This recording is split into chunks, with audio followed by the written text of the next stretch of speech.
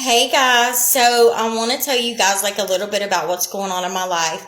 So tomorrow, October 24th, I find out the court date for me and my son's father going back to court to get custody of my son back. I've got my case prepared. There's like two things that I need to get, and that is like a note from my sponsor, and also I need to make copies of one of his. He got like a paper sent home Friday with some grades on it, but I had a conference with his teacher the other day, and his teacher told me that he wanted to try to sit down with the administrator of the school, the principal, and a translator, and my son's father, because he wants to, talk to him about the quality of life that he's getting, because my son's dad barely speaks English. My son speaks no Spanish.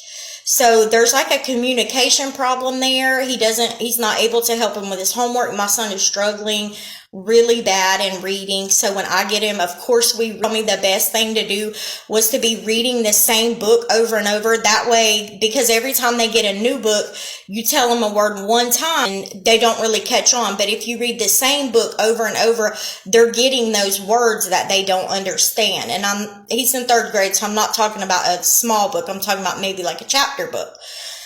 So we started doing that, but for the teacher to tell me that there's problems, that my son is basically lacking in English and very much so in Spanish, because he's not being exposed to English at home. So his vocabulary is limited. The only time he's with me is every other weekend.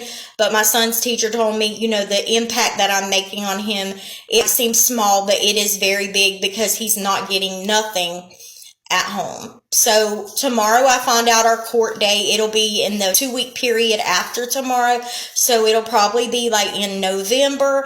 But if you guys could just keep me in your prayers, I'm believing God's going to return my son. And the reason I believe that is because the last time I was laying in bed next to my son, and he was asleep, and of course I was on speed, so I couldn't sleep, and I had drugs in my bra and my rig.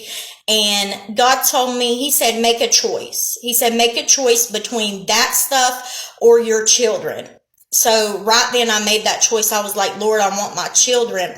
So that's why I believe God's going to return my son. So if you guys will just keep me in your prayers, and I'll keep you guys updated on like what happened in court, how court went, when that time comes. But I hope you guys have a wonderful Sunday.